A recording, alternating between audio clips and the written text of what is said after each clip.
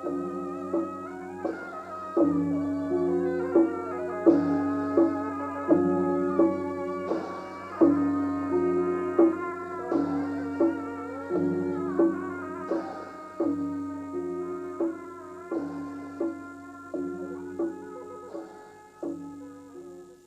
ความเจริญในธรรมและความผาสุกทางใจจงได้บังเกิดมีกับพ่อแม่พี่น้องท่านสาธุชนคนดีที่รับฟังรายการในทุกท่านพร้อมกันนี้ขอยกมือ10 นิ้วกราบอาราธนาเอาคุณพระแก้วเจ้าทั้งสามบุญกินบุญตาลคุณพ่อคุณแม่คุณครูบาอาจารย์ผู้ประสิทธิ์ประสาทวิชาความรู้สิ่งศักดิ์สิทธิ์ทั้งหลายอันมีพระบรมธาตุเจ้าโดสุเทพครูบาเจ้าศรีวิจัยเสื้อวัดเสื้อวาเสื้อบ้านเสื้อเมืองพระสยามเทวาธิราชจงได้มาปกปักรักษาพ่อแม่พี่น้องพ่ออุ้ยไม่อุ้ยพ่อหนานพ่อน้อยพี่ป้านาอาศรัทธาสนิบาลตันเข้าลูกเต้าหลานเหลนวงศาคณะญาติทุกคนขอให้ได้มีความสุขกายและสุขใจสุขกายนั้นคือปราศจากโรคภัยไข้เจ็บอันร้ายแรงอย่าได้มาเบียดเบียนร่างกายท่านทั้งหลายสุขใจนั้นคือมีความปราศจากความโลภความโกรธความหลงความอิจฉาริษยาความอาฆาตพยาบาทซึ่งกันและกันขอความสุขนี้จงบังเกิดมีแก่ท่านทั้งหลายผู้รับฟังรายการนี้ทุกท่านนานแสนนานได้เทินก่อนที่จะได้ดำเนินรายการต่อไปนี้จะได้ขอเชิญชวนพี่ป้านาอาศรัทธานาบุญทั้งหลายไหว้พระเจ้าพระธรรมพระสงฆ์พร้อมกันเดี๋ยวก่อนเพื่อเกิดเป็นสิริมงคลกับตัวกับครอบครัวกับการเดินทางการสว่างหากินต่อไปอะระหังสัมมาสัมพุทโธภควาพุทธังภควันตังอภิวาเทมิกราบสวากขาโตภควตาธัมโมธัมมังนัมมัสสามิกราบสุปฏิปันโนภควโตสาวกสังโฆสังฆังนามามิกราบหันธรรมยังพุทธัสสะภควโตบุพาภคณมะกะลังกะโลมาเสนะโมตัสสะภะคะวะโตอะระหะโตสัมมาสัมพุทธัสสะนะโมตัสสะภะคะวะโตอะระหะโตสัมมาสัมพุทธัสสะนะโมตัสสะภะคะวะโตอะระหะโตสัมมาสัมพุทธัสสะพุทธังสรณังกัจฉามิธัมมังสรณังกัจฉามิสังฆังสรณังกัจฉามิตุติยัมปิพุทธังสรณังกัจฉามิตุติยัมปิธัมมังสรณังกัจฉามิตุติยัมปิสังฆังสรณังกัจฉามิตาติยัมปิพุทธังสรณังกัจฉามิตาติยัมปิธัมมังสรณังกัจฉามิตาติยัมปิสังฆังสรณังกัจฉามิอิติปิโสภะคะวาอะระหังสัมมาสัมพุทโธวิชชาจารณะสัมปันโนสุขโตโลกวิโทอนุตตโลปุริสะธรรมสารถิสัทธาเทวะมนุษย์สานังพุทโธภควาติสวากขาโตภควตาธัมโมสันทิฏฐิโกอากาลิโกเอหิปัสสิโกโอปนะยิโกปัจจัตตังเวทิตโพวินยูหิติสุปฏิปันโนภควโตสาวกสังโฆโอ โอจุปฏิปันโนภะคะวะโตสาวกสังโฆญาญะปฏิปันโนภะคะวะโตสาวกสังโฆสามิจิปฏิปันโนภะคะวะโตสาวกสังโฆยะติตังจัตตาลิปุริสายุคานิอัฏฐปุริสาปุคลาเอสะภะคะวะโตสาวกสังโฆอาหุไนโยปาหุไนโยตัคขิไนโยอัญจริกาละนิโยอนุตตะลังปุญญเขตตังโลกัสสติกราบหนึ่งกราบสองกราบสามสบายใจแล้วเนอในวัยพระเจ้าพระธรรมออกเสาะว่าหากินกล้าขายลายล่องต้องบ้านเตียวเมืองตังใดก็จะมีความสุขได้เคารพสักการะบูชาสิ่งที่เฮาถือว่าเป็นมงคลกับตัวเฮาจะได้เอาธรรมะมาฝากมาฝังโบราณเปิ้นว่ากำบะเก่านะไผ่มีกระดาษมีประกาศจดเอาไว้ได้อย่าได้สอนลูกสอนหลานต่อไปทำกำปากเหมือนผีสอนที่นอนเหมือนหางแห้ง กำโบราณเปิ้นว่านะกำปากเหมือนผีสอนที่นอนเหมือนหางแห้งกำนี้นี่นักหน่อยถ้าเขาจะว่าแปลตามตัวก็อู้เก่งเหมือนเปิ้นสอนมาไว้เนี่ยแล้วก็ตีนนอนอย่างหางแห้งหางแห้งนี่มันพลังข้างเข่งอย่างใดมันก็นอนไปเลยบ่เป็นระเบียบเรียบร้อยถ้าจะเอามาแปลเป็นธรรมะธรรมโมนี่ก็ว่าอู้ดีแต่ทีเหลวกรรมอู้กับพฤติกรรมนี่บ่เหมือนกันคนละเรื่องปากเป็นศีลเป็นธรรมด้วยใจดำอย่างเหม็นหม้ออู้กรรมใดก็ฮือกินฮือตานป้อมเป่งภาวนาแต่พฤติกรรมอยู่กับบ้านกับจองไปทำย่างไปวัดไปวาแต่ไหว้พระเจ้าไปอาบน้ำฟังธรรมแต่ปิกมาพระบ้านมาทำย่างอันยังเป็นควางหูควางตามดอันยังก็เป็นแจ้งเป็นด่ามดไปอยู่บ้านพอบ่ได้บอกว่าผัวบอกว่าเมียไปวัดมาประเดี๋ยวนี้ทำนองเนี้ยอู้เก่งปฏิบัติแต่บ่ปฏิบัติแบบเนี้ย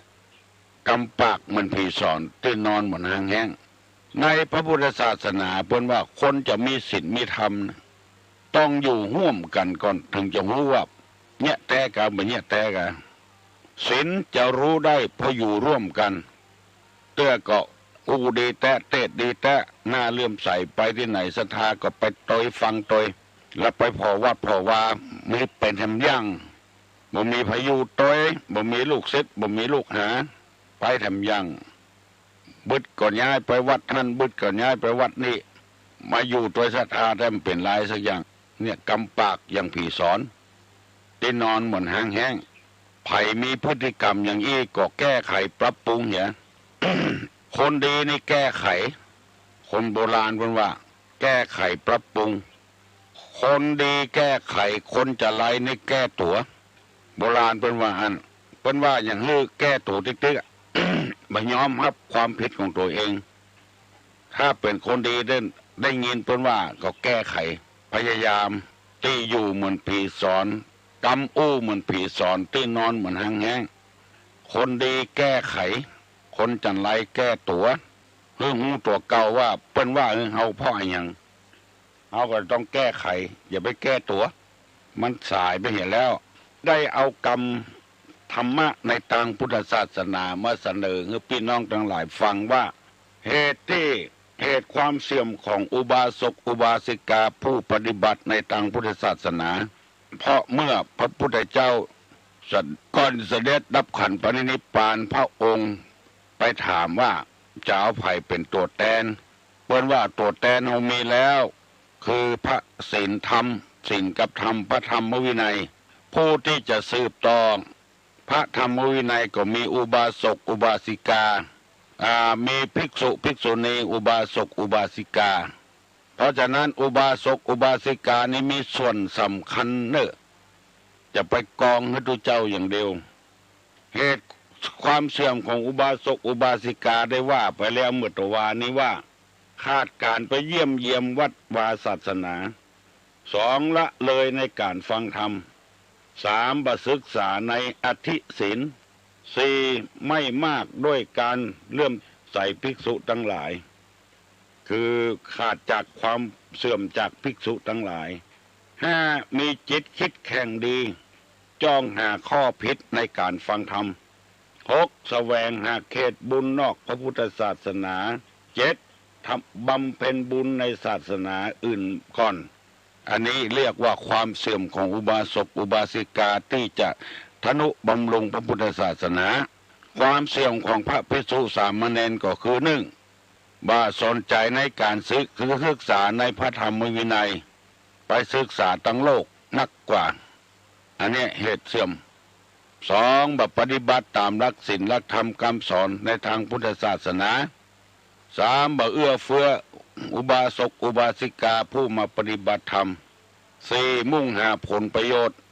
จะกอบโกยเอาทรัพย์สมบัติมีแถมนักว่าไปก็เป็นการ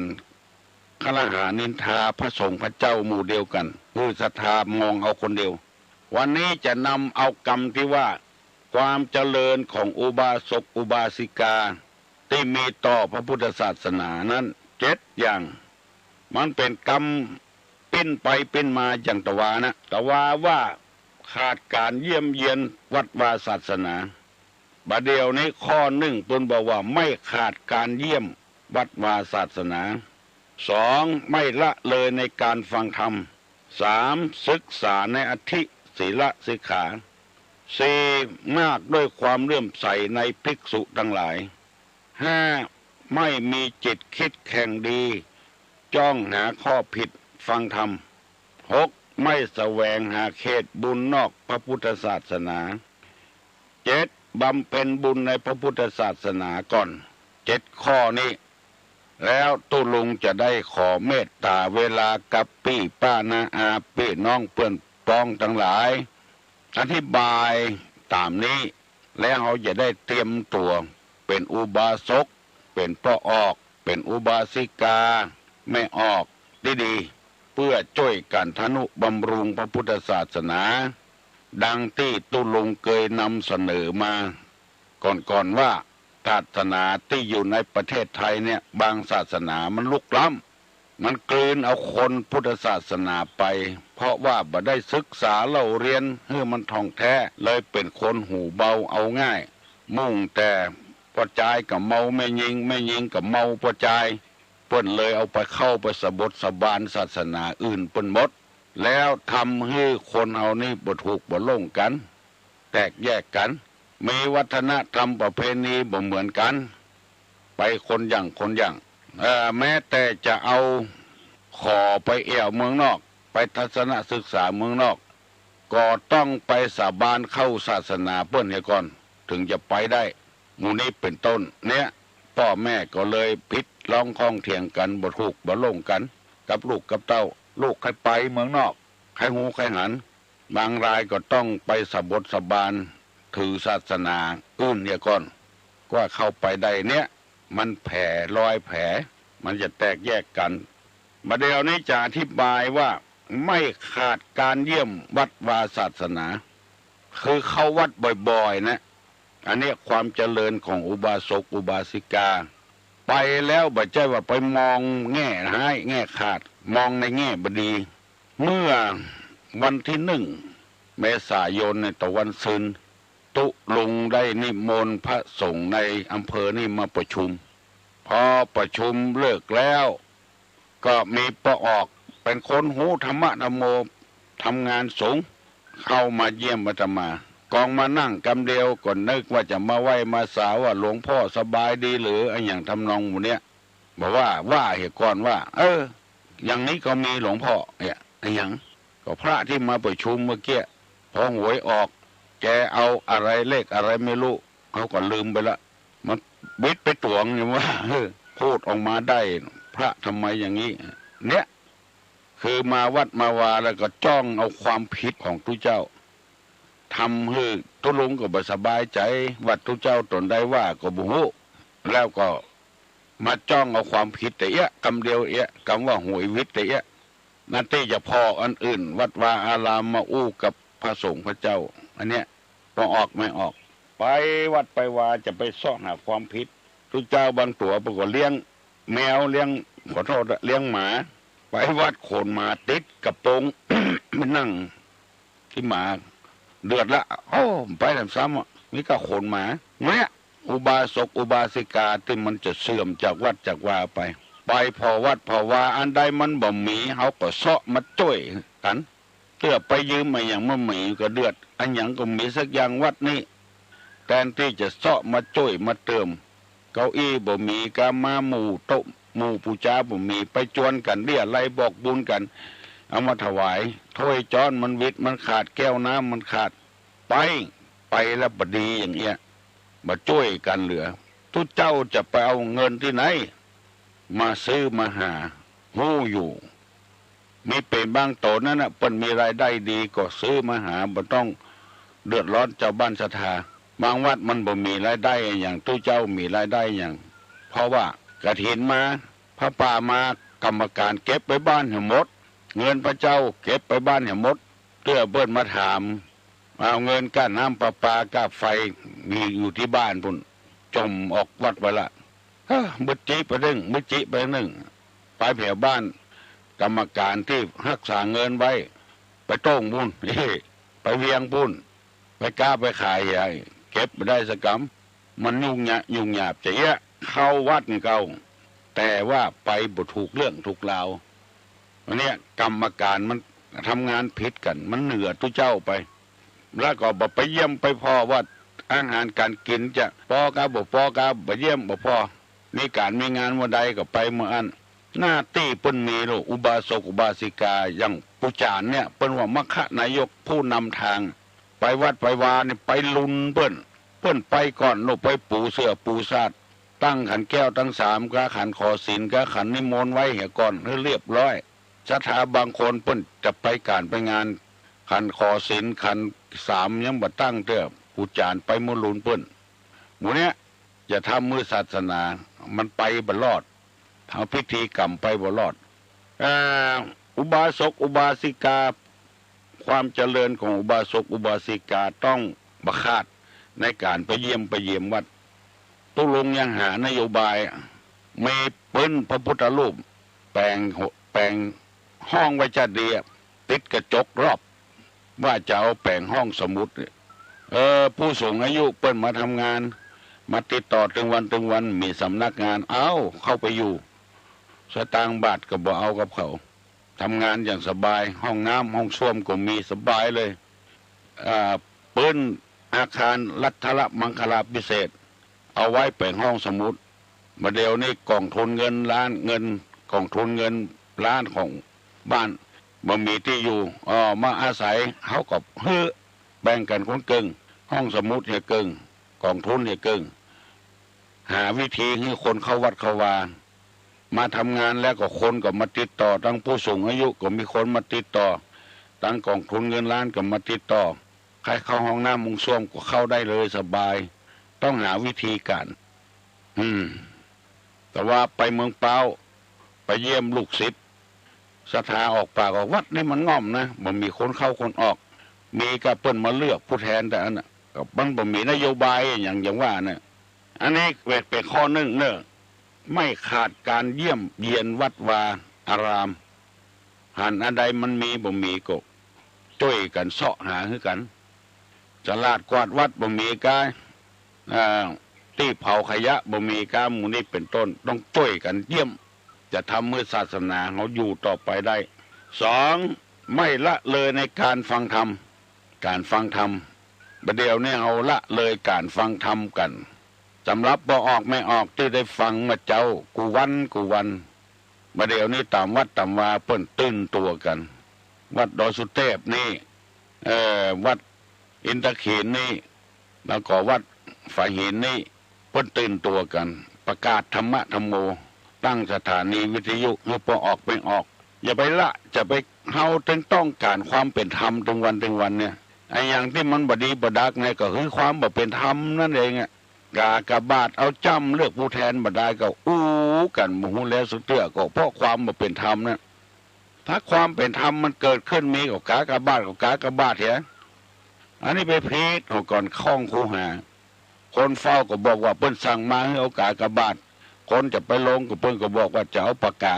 มันปรับไปตัวกันไปคนที่คนต่างหมอหนึ่งขึ้นหมอหนึ่งล่องก็พลิกเอากัน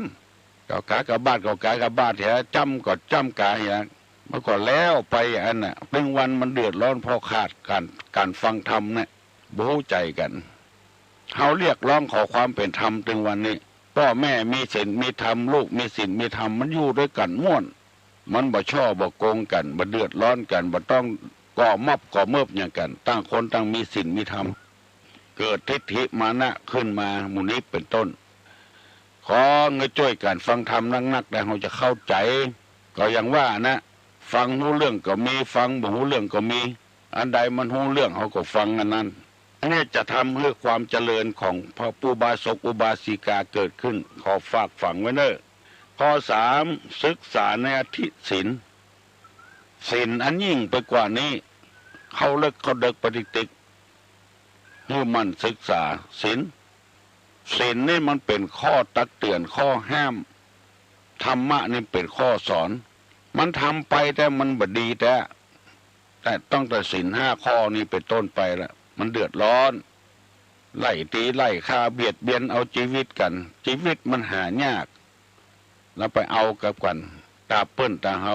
มันถึงนั้นหมดอ่ะปานาทินากาเมมุสาสุลาวุ่นวายหมดอันนี้เป็นข้อเว้นข้อห้ามข้อเว้นแล้วเฮาก็บำเพ็ญแต่ทำอย่างเงี้ยเขาต้องศึกษาให้มันลึกซึ้งให้มันเข้าตี้เขาต่างแต่อย่างฟังเขาบ่ได้ศึกษาเขาก็ว่าไปเลยป่านาที่ป่าเขาบอกฆ่าป่านาโลไปฆ่าป่าล่องป่านองพุ่นว่าไปเลยป่าโนสัตว์มีชีวิตจะว่าป่าต้งป่านาอย่างเขาว่าไปเลยบ่ได้ศึกษาชีวิตสิ่งเดียวเป็นของหายากใช่ประทีปเทียมใต้ดับแล้วจุดคืนมันไม่ใช่เหมือนกับเขาดับไฟแล้วเขาตามทำไมได้มันหมดก็หมดไปเลยต่างคนต่างห่วงชีวิตของใครของมันต้องศึกษาอธิศีลให้มันแน่นอนแล้วก็ขออธิบายข้อที่4ว่ามากด้วยความเลื่อมใสภิกษุทั้งหลายหันผ้าเหลืองแล้วก็เคารพนับถือสักการะบูชาอย่างน้อยที่สุดเขาก็เคารพผ้าเหลืองคนเขาบอกเคารพก็มันไปเป็นอย่างแล้วก็ไปแจ้งว่าถ้าตุเจ้าบดีหมดทั้งประเทศไทยนี่โอ้ไปอยู่ได้ยังไงท่านเถอะไปเมาเอาหิมดตุเจ้าบเดียวเนี่ยหรือว่าตุเจ้าที่ไปประท้วงตัวเปิ้ลเนี่ยไปก่อมอบตัวเปิ้ลเนี่ยเอามาสูนกับตุเจ้าหิมดวัดตุเจ้าบเดียวไปยุ่งกับการบ้านการเมืองเฮาศรัทธาเริ่มใส่กันพ้องมีจิตศรัทธาส่งจิตส่งใจตั้งตุเจ้าพนายถ้าเฮามีจิตอย่างอี้ละโอ้บางคนนี่หันตุเจ้าพนายยกมือไหว้บางคนก็เคารพนับถือของไผ่ของมัน บัดทั่วไปนับถือตนได้ก็ตนนั้นตู้ลุงยังโดนมาแล้วเอาสังเกตพอนั่งตัวลูกศิษย์นั่นแหละมันหูจักลูกศิษย์มันไหว้ลูกศิษย์ก่อนลูกศิษย์ก็บอกว่าอันนี้หลวงพ่อของอาตมาลูกศิษย์ของเปิ้ลเช่นจะมาไหว้เขา อันนี้บัดใจว่าเขาใครเขาไหว้นะมันบัดได้ไอ้อย่างมาสักอย่างจะตุ้ยก็แบบตุ้ยจะหายพญาติก็มาหายจะได้ทำสูงขึ้นก็บ่ได้ไหว้ก็จ้างบ่ไหว้ก็จ้างแต่ว่าคนเอาไปมุ่งอย่างนั้นเริ่มใส่เป็นตุเจ้าเป็นบางตนไปตีลบตีทั่วกันอันนี้ขอฝากขอฟังกับพอออกไม่ออกพี่น้องทั้งหลายไว้เนอะแต่ขอเมตตาอธิบายให้มันจบถึง7 ข้อนี้ก่อนเพราะว่าเรื่องต่างๆยังมีอยู่ข้อที่5ไม่มีจิตแข่งดีจ้องหาข้อผิดการฟังธรรมคือหมายความว่าเวลาฟังธรรมนะบัดซ้อข้อหาผิดพลาดบิดเบือนพระธรรมคำสั่งสอนพระธรรมนี่มันเป็นอย่างกับต้นไม้เหมือนกับ ธรรมชาติเนี่ยอันใดเป็นอันใดก็คือเป็นอันนั้นไม่ต้องไปบิดเบือนบะพางส้มจะให้มันหวานมันก็ตึงบะหวานบะพางหวานให้มันส้มมันก็บะส้มบะขามก็เหมือนกันบะขามหวานจะให้มันส้มมันก็บะส้มจะให้มันหวานอย่างเดียวแต่นั้นคนเขาก็อย่างนั้นทำสัจธรรมว่าไปแล้วมันเป็นอย่างใดเป็นอย่างนั้นบะบิดเบือนอย่างที่เขาว่าข้อกาเมสุมิจฉาจาราเวเฮาบ่ตั้งใจจะเล่นจูแต่ไม่ยิงมันมาสู้อย่าปวดใจมันมาสู้มันมาหาเฮาก็ไปเนี่ยจะใดก็หูเอาเว้นจากการประพฤติผิดในกามน่ะถ้ามันเว้นบ่ได้แล้วก็เอาไปว่าจะได้เอาตังบนเป็นพยานหลักฐานกะบ่ใช่ว่าห้ามถ้าหูตัวว่าผัวเปิ้นลูกเมียเปิ้นลูกไม่เอาบ่เล่นตัวก็เว้นไปเห็นแล้วก็ได้เอาเว้นบ่ได้มันเนี่ยจะได้มันมาหาเฮาเนี่ยพอจ่ายมาหาเฮาไม่ยิงมาเฮาวันนี้เป็นต้นอันนี้อู้นักไปก็จะพอเลอะพอเจอไปแล้วทางที่ดีที่สุดก็เว้นเอาบ่ได้ละตาเปิ้นตาเฮาถ้าเปิ้นเอาของเฮาเดือดร้อนก็เฮาเอาของเปิ้นกับเปิ้นก็เดือดร้อนอย่างเดียวกันต้องมีคิดนักๆจะไปแย้งธรรมะธรรมโมมันแย้งบ่ได้มันเป็นอย่าได้เป็นอย่างนั้นไปยืนพอเพื่อเล่นพายเปิ้นยับไปแล้วไปเดือดด้วยตำรวจก็มันอยู่ต้วยกันหั่นเปิ้นไปงานศพมีเทศโดยมีสวดโดยก็ไปฟังเทศฟังสวดเถียตำรวจไปเข้าไปยับอย่างไปปูนอันนี้ไปยืนพอเปิ้นเล่นไฮโลก็พอทีเนอไปฟังแย้งธรรมะธรรมโมอยู่ด้วยกันนั่นแล้วหนองเดียวกันนั่นแล้วไม่เงี้ยจะใดเอาการเวลาเป็นเครื่องพิสูจน์แห่งกรรมแล้วก็ข้อที่6ว่าไม่แสวงหาบุญนอกพระพุทธศาสนาเขตบุญนอกพุทธศาสนาจะเงี้ยจะใดก็ตามเถอะที่เรานับถือพระพุทธศาสนาแล้วเราก็บอกแบบแสวงหานอกเขตนอกบุญเรื่องมันจำเป็นเอาอกเอาใจกันก็ไปแต่พุทธศาสนาของเขานี่ก็บ่ห้ามนะก็บ่ห้ามเปิ้นบัดเดี๋ยวนี้เปิ้นมีจะใดมันคล้ายๆกับศาสนาพุทธก็บ่มีการห้ามแต่ว่าถ้าใครที่เจริญรุ่งเรืองแต่ก็บ่ไปเนี่ยแล้วข้อที่7บำเพ็ญบุญในพุทธศาสนามาก่อนที่เขาจะไปบำเพ็ญศาสนาอื่นบำเพ็ญในพุทธศาสนาก่อน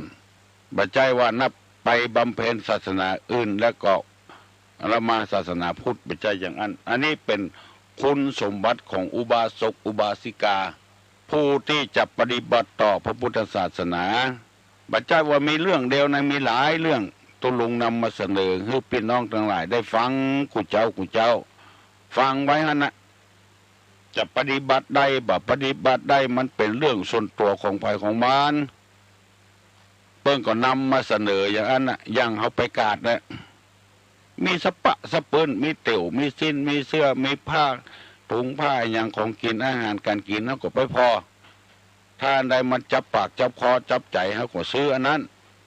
ถ้าบ่จับใจก็บ่ซื้อธรรมะติดตุลุงนำมาเสนอกูเจ้าเป็นอย่างเงี้ยบ่ได้บังคับบัญชาไผฟังไปเรื่อยๆก็เป็นที่อภิรมย์ชมชื่นยินดีกับพี่น้องทั้งหลายว่ากันนอนสอนกันง่ายบัดเดี๋ยวนี้6 โมงป่ายแล้วแต่มีลูกศิษย์สัมปตองโทรมาบอกว่าตุลุงยังบอกเหี่ยพ้องว่าวันที่13นี่เป็นวันเกิดของตุลุงไผ่ใครมาสืบชะตาราศีโดยทุเจ้า140ป่ายไผ่ใครมาก็มาวันที่13 เมษายนวันเกิดของตุลุงเกิดวันสังขารล่องมาเอากัดตัวมาก็ได้ว่าเอาอย่างมาก็ได้เขาตอกดอกไม้ก็จึงมีอยู่แล้วจตุปัจจัยไตรยตานสุดแล้วแต่ท่านจะทำบุญบัตรทำก็ได้มาสืบชะตาด้วยกันนี่หรือเจ้า100 กว่ารูป ก็ในวัดนี้จะมีโรงทานภัยไข้บริจาคโรงทานร่วมกันเลี้ยงพี่เลี้ยงน้องก็ช่วยกันก็ได้บ่มีก็ได้มาเถอะแล้วก็ในวัดจะมีโรงทานรัฐรถนี่จะเข้าวัดบ่ได้แต่ว่ามีตี้อยู่ตั้งนอกวัดตั้งใต้วัดนี่มีโรงเรียนกว้างเนื้อที่10 กว่าไร่จอดที่ไหนก็ได้รถเพราะฉะนั้นก็ขอเชิญชวนพี่น้องทั้งหลายเนอะมาร่วมกับตุลุงฮัลโหลครับไฟสาวครับวันเกิดของหลวงพ่อใหญ่นี่ก็เป็นวันสำคัญวันหนึ่งครับที่กระทำกันเป็นวัฒนธรรมประเพณีมาตลอดนะครับหลายปีก็วันที่12นะครับจะมีการสะเดาะเคราะห์ใหญ่คือลูกศิษย์ลูกหาคณะศรัทธาญาติโยมได้จัดหลวงพ่อใหญ่ทุกปีนะครับตั้งแต่3 โมงวันที่12วันที่13สืบชะตาใหญ่ครับลูกศิษย์ลูกหาศรัทธาต่างบ้านก็จะมาลูกศิษย์ลูกหาที่เคยได้บวชก็ดีได้เคารพนับถือหลวงพ่อใหญ่มีจิตศรัทธามาร่วมจะเป็นเจ้าภาพลงทานก็ได้ทายทานก็ได้แล้วมาร่วมในวันที่13ตั้งแต่8 โมง 9 โมงเป็นต้นไปทุกปีนี้ลูกศิษย์ลูกหาคณะศรัทธามากันหลายแต่ใครขอลูกศิษย์ลูกหาที่เคยบวชกับหลวงพ่อมาก่อนและศรัทธาญาติโยมที่เคย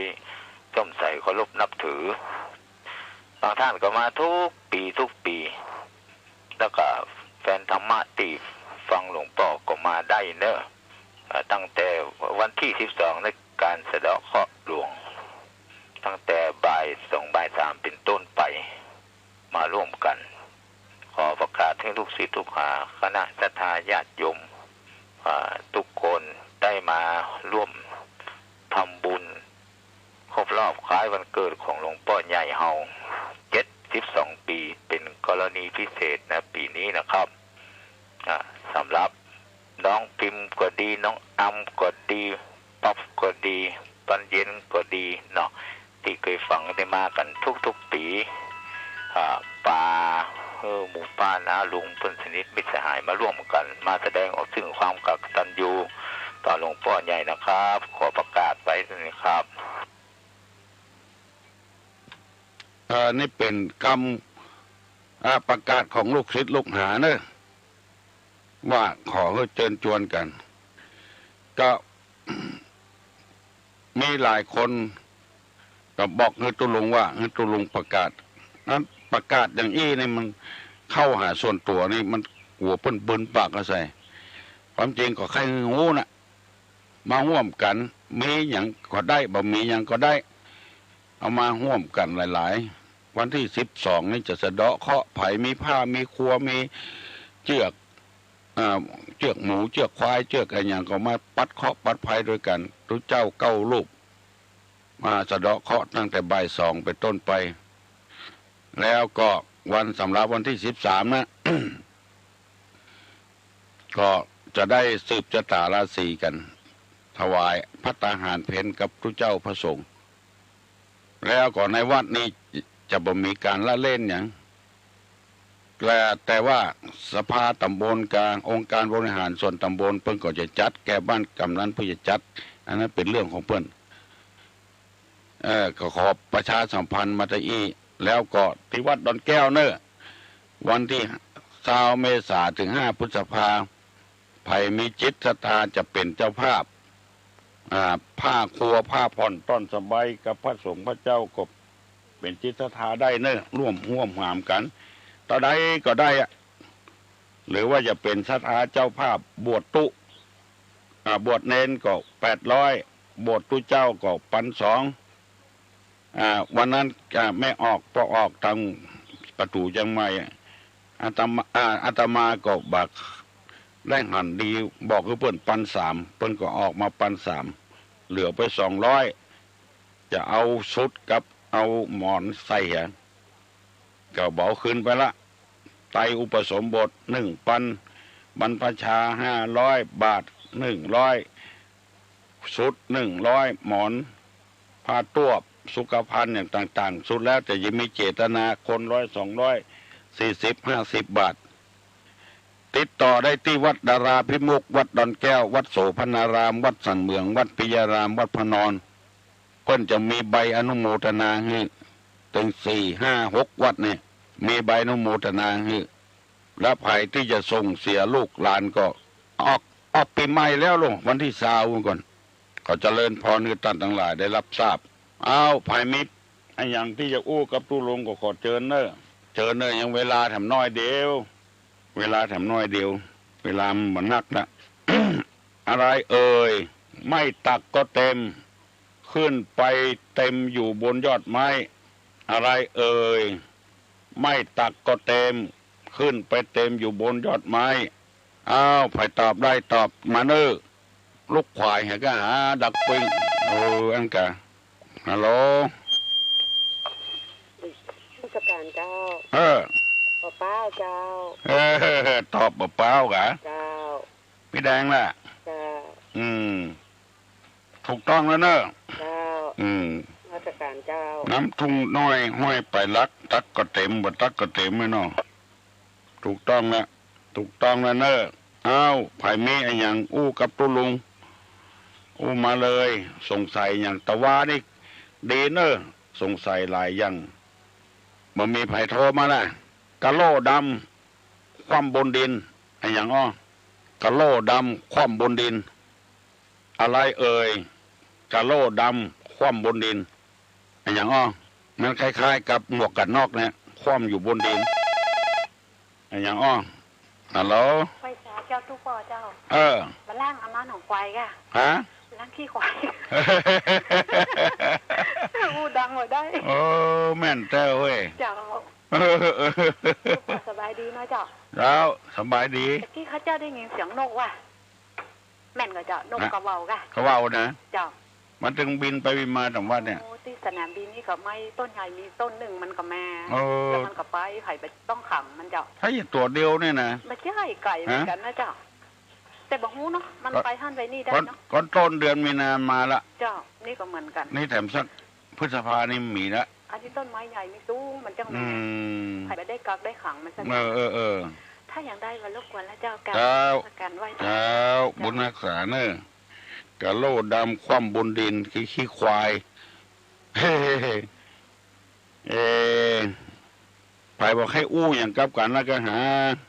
ใกล้ไปแล้วก็หานักปิ้งเนอะเว้ย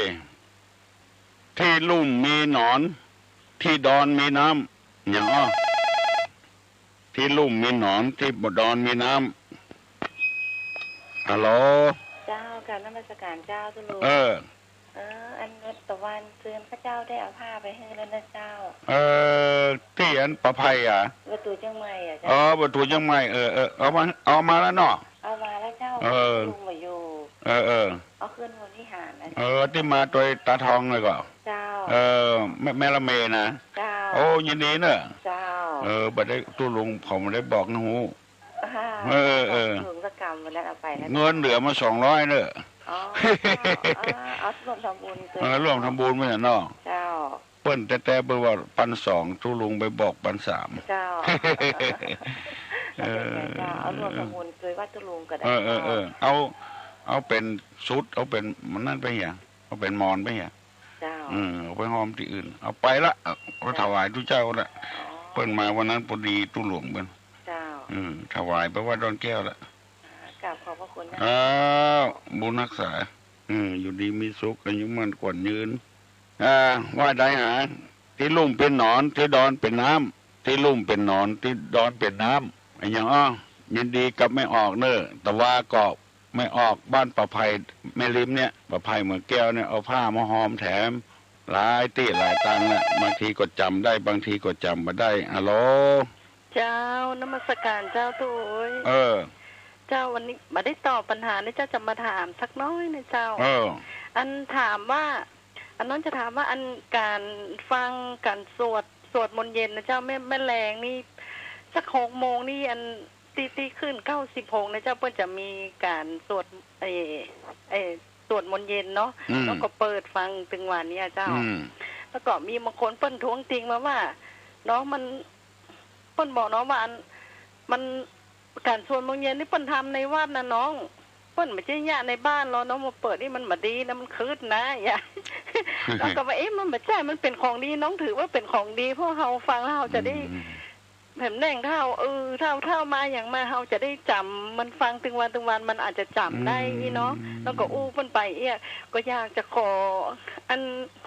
ความกรุณาจากอันตุ๊กอุ้ยช่วยอธิบายตัวเจ้าว่าเปิ้นหมอจริงอย่างใหญ่เจ้าเอาง่ายๆเด้อเนาะเจ้ามันไม่ใช่กำด่ากำแจ้งนะลูกหมอที่ว่าเรานั่นหมอน่ะคืดมันในค้านในเงินน่ะนี่หมอน่ะคืดเฮาบ่คืดเจ้าว่าพุทธังสรณังกัจฉามิขอพระเจ้าเป็นที่พึ่งนี่โลกกำดีร้อนๆน่ะคำว่าวัดนี่ไม่ใช่วัดดอเด็กหลวงมันโมโหมันเป็นวัดตระวัดตระคือการกิจวัตรประจำวันนะวัดตระนะวัดที่ว่านี่มันวัดเฮานี่มันเป็นวัดดอเด็กมันบ่เข้าใจมันนึกว่าเปิ้นทำในวัดเพ่ไม่ใช่คิดน้องก็เลยแค่ขอ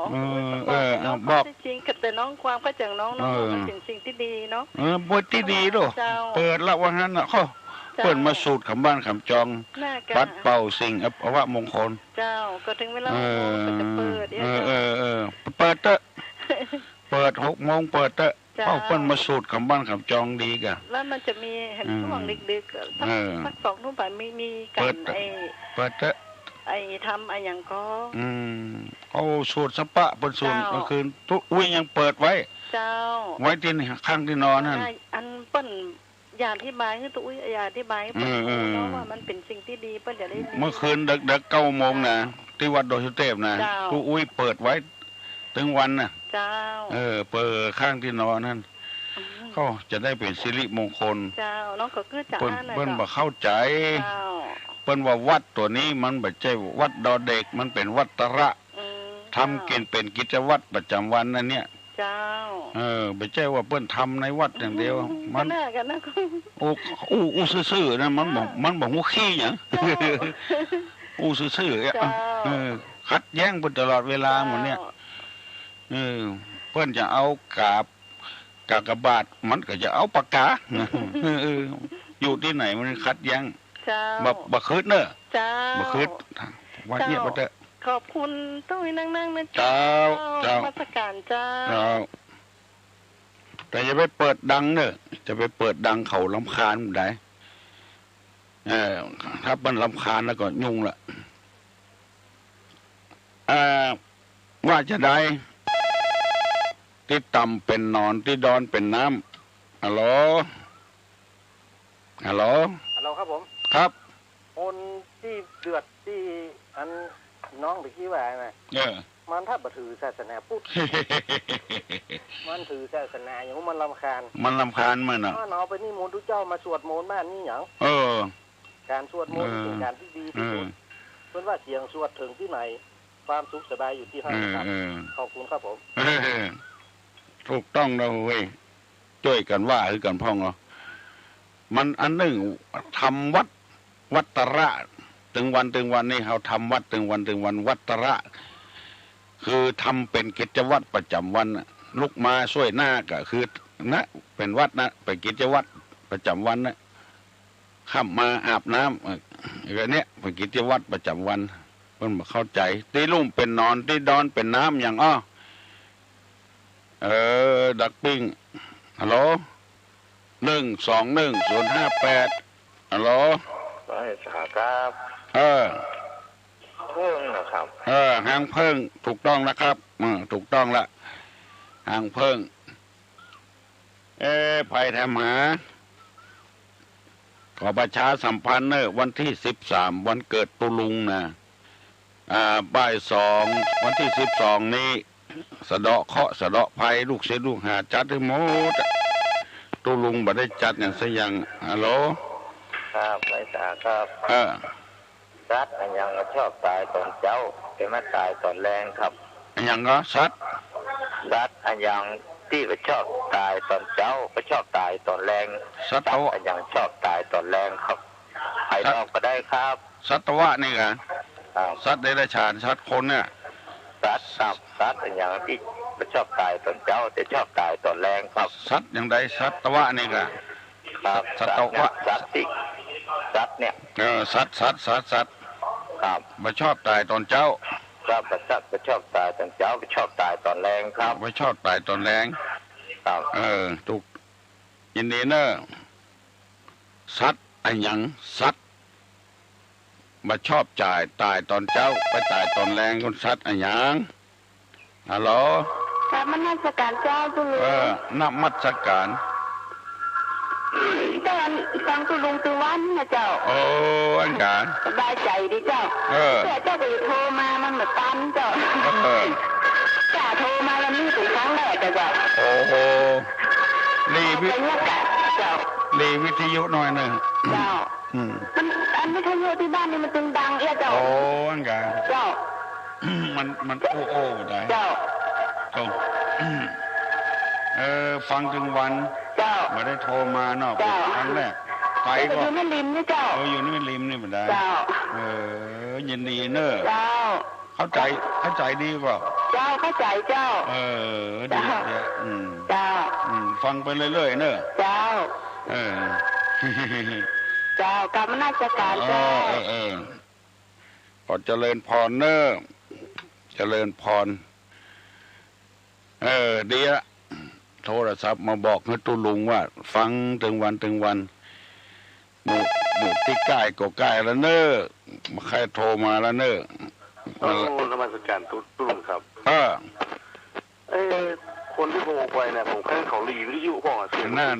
บอกฟังบอกเรื่องนะครับผมเพิ่นบอกว่าวิทยุเพิ่นดังอย่างเงี้ยโอ้ท่านน้ำเหลือกันยังบัดเตียวกับไก่เอาวิทยุน้อยครับเตียวกับไก่เอาวิทยุน้อยครับครับถ้าเตียวกับไก่เอาวิทยุน้อยมันคงบอกหอนนะครับบอกหอนเนาะครับเป็นยังอยู่บอกค่อยบอกแล้วเพิ่นมันเรื่องเสียงมันออกมาวิดว่าได้เดี๋ยวรีตรงแกเรื่องว่าเตียวกับไก่แล้วก็อู้เมินเห็นไหมค่อยบอกเพิ่นบอกเพิ่นครับครับผมต้องบรรยากาศนะครับแต่เอี้ยครับเป็นอย่างค่อยบอกค่อยตักค่อยเตือนกันพี่หูสองน้องหูหนึ่ง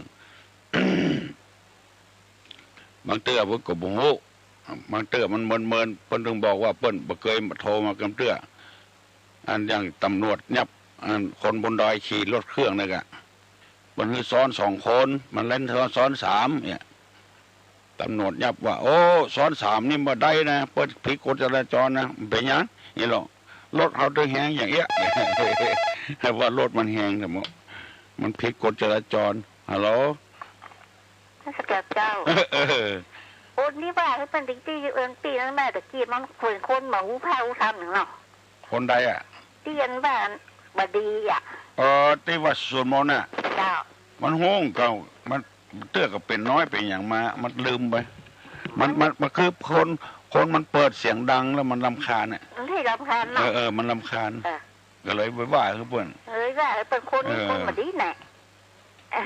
หมอเนี่ยว่าคนเดียวเนี่ยดีบดีพูดมันถ้าไปเปิดดังมันก็รำคาญแต่เราเพื่อนตาเฮาอ่ะมารำคาญเนาะเจ้าว่าดีลูกเจ้าก็เปิดจึงมาไว้เขาข้างอันไว้นอกอันจังหวะเตมันก็แก้ไขกันไปอย่างเงี้ยทำวัดระไม่ใช่ทำวัดดอเด็กเพิ่นบอกเข้าใจเพิ่นก็เลยว่าให้กันเพราะว่าคืดเนี่ยกำคืดนี่มันกำแจ้งกำด่ากันลูกว่าบดีบดักลูกตัวเก่านั่นก็คืดอ่ะตัวเก่านั่นก็คืดว่าเพิ่นเนาะอย่างคนเมื่อก่อนนะก็เพิ่นว่าแปลงขัวข้ามน้ำปิงบดีเพิ่นปลูกนาคืออ่ะเมื่อเผียบ้านเกินกระต่ายได้ยินพ่อแม่อูฟังว่าอย่างไร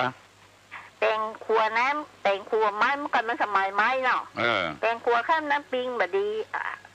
เพิ่นว่าบดีอ่ะแปลงขัวข้ามน้ำไม่ใหญ่อ่ะแล้วคนนั้นบดีก็มันมีกับคนนั้นเลยคนนั้นที่ว่าน่ะอยากจะคืดอยากแล้วแต่บ้านตายอีโรมันไม่ใจรู้ที่มันคืดนะมันก่อนมันมาอดทนแปลงขัวไม้อ่ะคำเดียวก็น้ำถูกไปเหรอละคำเดียวก็น้ำถูกปีหน้าก็แปลงกันว่ามันแปลงคอนกรีตนี่มันคืดมันบรรลุง่ายอย่างกูว่าจุ่มมาแปลงนี่เมื่อก่อนนะเนาะที่ยันอดีต ใช่จุ่มหรอครูบาเย็นครูบาจุ่มเตียงหรอครูบาครูบาที่วัดบางมุยนะเพิ่งมาแต่งเตียงครูบาจุ่มนั่นเจ้าแปลงไม้แปลงไม้ก็แปลงขวดไม้นะไม่จริงนะไม้นั้นมันเหมือนปูนนี่นะจะลูกมันคืดนะกะน้ำท่วมมากไหลไปอย่างนี้เตี้ยก็ส่งปิ่งแล้วก็แต่ก็ไม่รู้นะมันก็มีมันเลยผ่านมาแปลงไม่อยากเลยเจ้าหลวงพ่อมันเย็นมาขึ้นครูบาเย็นมาเกิดบ่คืดอ่ะจ้าบ่คืดอันเรื่องตายนะมันเนี่ยอย่างมันก็ถึงตายเอาไว้อย่างมันก็ถึงตายเนี่ยอย่างมันก็ถึงตายเสียท่าเจ้าไปจังไรไม่ได้เดี๋ยวนี้นะเสียท่าไปยังเสียอย่างเดียวละเสียกับแค่กับขานี่มันอุบัติเหตุแล้วก็ฟังดึงบ้านฟังสถานีนะมาเสียสถานีเพิ่นสวดนี่เพิ่นสวดนั่นเองเพิ่นสวดนี่แล้วปรากฏทำวัดเนาะนะเขาหวานดีดีมันอย่างนั้นเจ้านี่มันต้องอยู่คนเดียวเนี่ยฟังคนเดียวดีละเจ้าอนุโมทนาทำมาเมื่อ6 โมงนี่เกิดทำวัดคนเดียวเห็นเนี่ยดีกะวัดตระวัดประจำนะอันทำกิจประจำที่เนี่ยพระพุทธรูปในเฮาวนพวกเราเขาเจ้าร้อนเขามาแบบตั้นมันในเฮาจะละสลงคนเดียวบอกเป็นอย่างกะอย่างอันพระพุทธรูปกับครูบาศรีวิจัยทำดีกันเขาเนี่ยคนเดียวเนี่ยคนเดียวได้บอกเขานิ่งสปอยนะสละสลงคนเดียวเจ้าเจ้าบอกกูว่าแบบดีก็หาอีกเขาเนี่ยดีแล้วมันแบบตัวใจเนี่ยชั่วหรอดีกันอันยังถ้ามันเนี่ยดีมันดีหมดอะคะแนนจะไปเดือดร้อนคนอื่นเลยถ้าเดือดร้อนตัวเองเดือดร้อนคนอื่นอันนั้นอะมาดีมาถ้ากลัวเนอะมาถ้ากลัวทำไปเนี่ยห้องนั้นใกล้ปีใหม่นะก็ทำนิจงปีใหม่เจ็ดเนอะเอานิจงปีใหม่เจ็ดทำเมืองน่ะ